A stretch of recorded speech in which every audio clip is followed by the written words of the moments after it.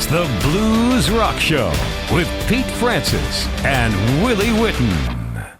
Welcome to the Blues Rock Show. I'm Pete Francis, joined by Willie Witten. Make sure to hit that subscribe button and the notification bell. We've got videos coming out every week, so please make sure to subscribe. We definitely appreciate your support. All right, Willie, for this week, we're going to kick things off talking about guitar versus voice. When you look at an artist, what's more important to you, the guitar playing or the voice in the singing? You know what, Pete, that's a good question because I'm not quite sure. I can oscillate on that. Sometimes I like that word, to say that like guitar, because I feel like that's something that is very innate.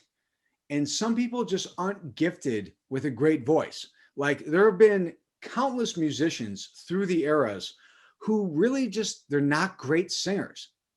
It's not their fault, but they know music so much better than anyone else. So like when we talk about this in the blues, we tend to talk about guitar, but whether it's a pianist or a cellist or whatever, like they get the concept, but they just weren't given a great voice. Some people who can do both, like you look at that and you're like, wow, that's incredible. That's my sort of take on it. Pete, what do you think? Are you a guitar or voice guy? Well, it is definitely a very interesting question. And obviously some people are strong at one and not so strong at the other. So I guess it kind of depends really how strong they are at what they do. I mean, is their guitar playing just so phenomenal that it doesn't really matter that their voice isn't that great? Or maybe they're just a phenomenal singer. And in that case, maybe you don't need to be a great guitar player because you can have someone else play guitar for you if you're a great singer. Right. So in that case, I mean, it definitely helps to have that great voice. I think with training and if people work at it, most people I think can become proficient singers, not necessarily phenomenal or great singers, but I mean, if you really work at it, your voice, just like anything else, is an instrument. Sure. So, I mean, you can definitely work on it and there are things you can do to improve your singing and become a better singer. But again, there are some people who are just born with that golden voice or just naturally phenomenal singers. And that's just, I mean, the cards pretty much that they've been dealt is they have this phenomenal voice. And that is something that you necessarily can't teach. Whereas with guitar, now, if you put in the work, you've got the great work ethic. You know, again, some people could be more naturally talented than others. Sure. But if you look at the really great guitar players, why are they great? Is because they put in the time, they put in the work to get there. It's not just like magic. You know, they had to put in a lot of time, a lot of effort to become great at what they do. So it's definitely an interesting question. And I think for me, Willie, it's all case by case basis. Right. Right. And you know, I think that's really where it ends up is that the people who are really wonderful, they find a way to make it work with what they've got. Right. Some people are better singers than guitar players. Some people are better pianists than they are bass players. The people who are really awesome, I think like part of being a great artist or a musician is that you realize what it is that you do. And they fall into it. And that's what's great about those type of people. Like there's a story that I think about, and I'm not sure how much of it is actually true and how much of it is maybe apocryphal, but the idea of the band. And they talk about Robbie Robertson, who played the Telecaster and was a great writer of the songs. But I've heard this rumor that they used to turn down his mic because he was the worst singer. So here's a guy who is writing some of the most memorable songs of all time, but his own band would turn down his mic because they're like, Robbie can't sing. Now, I don't know if that's true or not, but I think that like at the end of the day, a band realizes what you're good at. And like part of being in a band is doing what you can do. Some people are gifted. Some people can just sing from the moment they're born. Some have to work their tails off to play guitar, right? I mean, that's life. But it's great when they do because the people who have worked that hard, man, I love listening to hear them play. Gosh, I love it. Now, let me ask you about this, Willie. Let's talk about covers. Are you a fan of covers? And do you have any certain criteria when you're looking at cover songs? Do you want it to kind of tip a hat to the original, or do you like it when an artist takes a song and pretty much brings it in a completely new direction?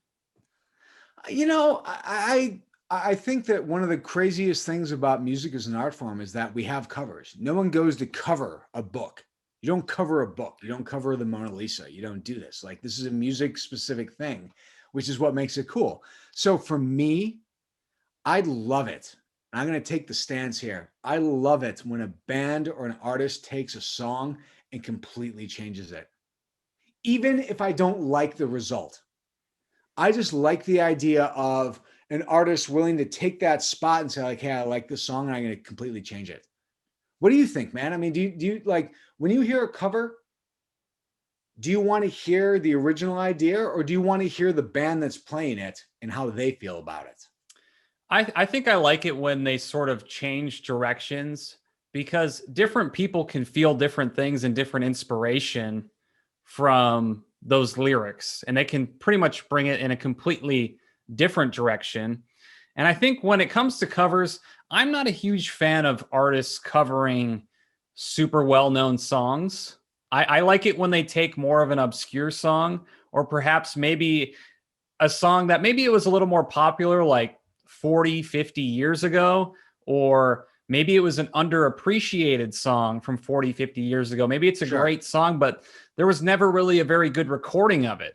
I like that when there's covers like that. So I'm not a huge fan of doing exclusively covers or anything like that, but I definitely like artists taking songs and bringing them into different directions. Well, I think what you said, and I wish I had thought of this idea, but you brought up the idea. It's the obscure songs. Is like when you have like real serious music heads who are the people who are writing these songs and in bands, they obviously love music. They go and they dig deep into songs that like most people have never heard of. I love some of the pre-war blues stuff where people like then reinvent it. And then you hear this song and like, oh my gosh, this is the greatest song of all time. Like, dude, this is a Robert Johnson song. Well, and that's what I was saying. I like when those types of songs, especially songs that maybe don't have the best original recording in terms of quality. Right. When a newer version comes out and people can hear that and really kind of hear what that song would sound like today, you know, with proper recording and whatnot. Right. Yeah, and I think that that's so crucial. What I also really enjoy about covers. So to speak about what you're talking about, I don't enjoy, as I think you also don't enjoy, when like people cover a song because they know it will get them airtime. Right. Like you're taking an already good song and you're just sort of like playing it with your band. Like I don't dig that. That's not fun. I do think that there are spots for people to cover songs and not just reinvent them, but introduce them to different audiences. A conversation I had years ago with a good friend of mine who runs a pizza joint in Chicago, I was pretty much hacked off because I was disappointed that someone had sampled a Grateful Dead song. But then I thought about it and I was like, you know what? If these people haven't covered or sampled this song, no one ever hear about it. So like the things that I like about covers is that it's keeping the music alive. Yeah, it brings it to a new audience. I mean, Right, think Pete? about I mean, actually, isn't that Willie, what we're when you talking talk about? about covers and music, making covers, you do kind of see that in films and movies. Yeah. How many times does a movie get remade? You know, like 20 years later or 30 years later, they make the movie again. And Right. to a lot of people seeing the movie that 20 or 30 years later, it's a completely new generation that never saw the original. So that's the great thing about covers with music, is it does expose great songs to completely new generations. Right. I guess that would be my biggest thing, is that like some ideas are so solid that they deserve to be revisited, if that makes sense. And if a sometimes poor cover is the way that it gets revisited, I'm okay with that, even if I don't love the cover. Does that make sense? Totally. All right. So I'm going to ask you about this, Pete. Okay. Surprise albums. We live in a world now, Pete, where like back in the day, you knew when the album was getting released, like people would anticipate, they were excited about it. Now, hey, guess what? surprise, new album. What do you think about this? I think for the most part, I kind of like surprise albums because it's kind of just a nice little treat, something you weren't expecting. The other reason why I like surprise albums is we were talking about singles on the previous show and how a lot of times, okay, a single comes out, this month, and then 2 months later, the artist released another single, and 2 months later, they release another single. And then you're basically continually to get all this music. But I like having an entire album that you can dig into and digest right away. You're kind of, it's kind of like if you're watching Netflix or something, you like to binge watch a show, right? Right. Well, I like to binge, like listen to an album. I like getting Right. the whole thing at once and getting to listen to the whole thing at once.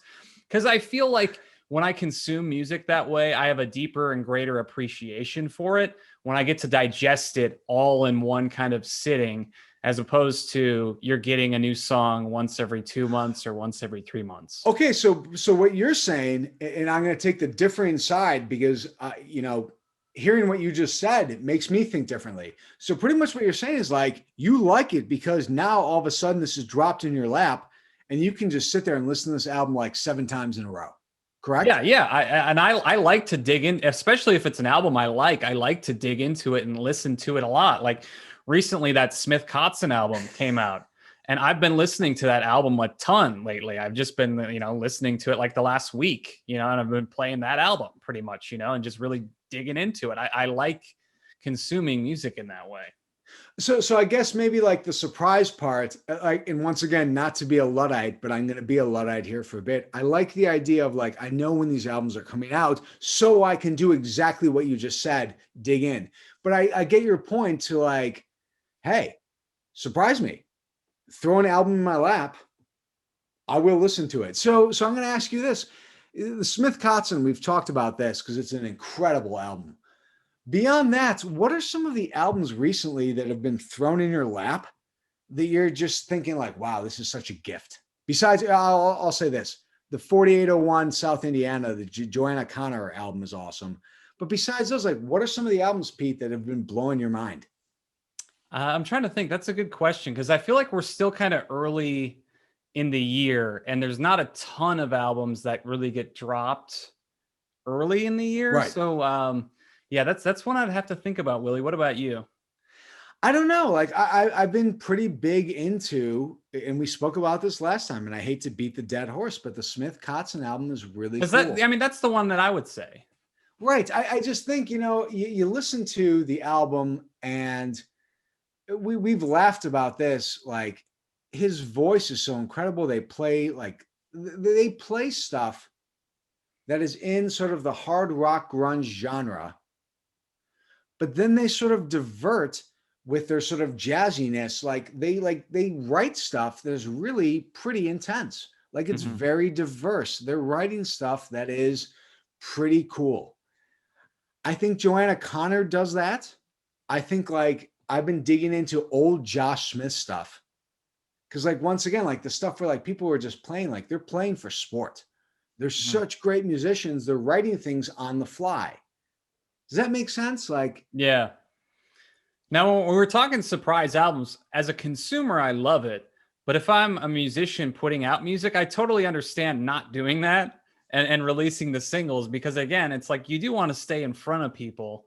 And that's one of the issues or problems with the surprise album is it's like, okay, well, it's out there now. The whole thing's out there and that's that. I guess, I mean, you can still make music videos for it, but at that point, it's like the music is out there. Do you think that the artists get hurt by this? And this is a real question because like there's no build, right? So when you're putting out an album, generally there's a lot of lead time in terms of promotion, and getting exposure. Right. With a surprise album, you just don't have that. So, I mean, it's hard to substitute for that. If you're going to be putting together an album campaign and you basically aren't getting all this exposure that takes months of lead time to get. Right. Do you think that, because we've spoken about this with Spotify before, do you think that maybe there's a paradigm shift where, we don't think that that's a good idea because of what you just said is like, look, you need that exposure. You need like the prep, you need the marketing. do you think that in the days of Spotify, like maybe this has changed? Like maybe the idea is surprise albums are good because that will generate 1 million clicks. Well, if you have someone like Spotify that's pushing it, and you've got an algorithm that's like playing well with you, then sure. But I think for most artists and the average artist, I think the answer is no. If you're someone like Beyonce and you're dropping a surprise album, I'm sure it's going to do well. But I don't think that's necessarily the case for the average artist, and especially the average blues rock act. No, I think that's right. Right. I think that it's a very sticky wicket, as the Brits would say. And I think that, like, to the average musician, it probably doesn't do well for them. Like, Yeah. I do think that there is still this huge push towards the top of the cream. Like, Yeah. yes, it will do well for Beyonce. It will do well for The Who, even though, like, only half of their band is alive. But, like, for the average musician, man, this is a tough game to play, right? Yeah, absolutely. What do you guys think? Let us know down in the comments section below. Love to hear from you. Make sure to hit that subscribe button and the notification bell. But for now, he's Willie Witten. I'm Pete Francis. This is the Blues Rock Show. We'll see you next time.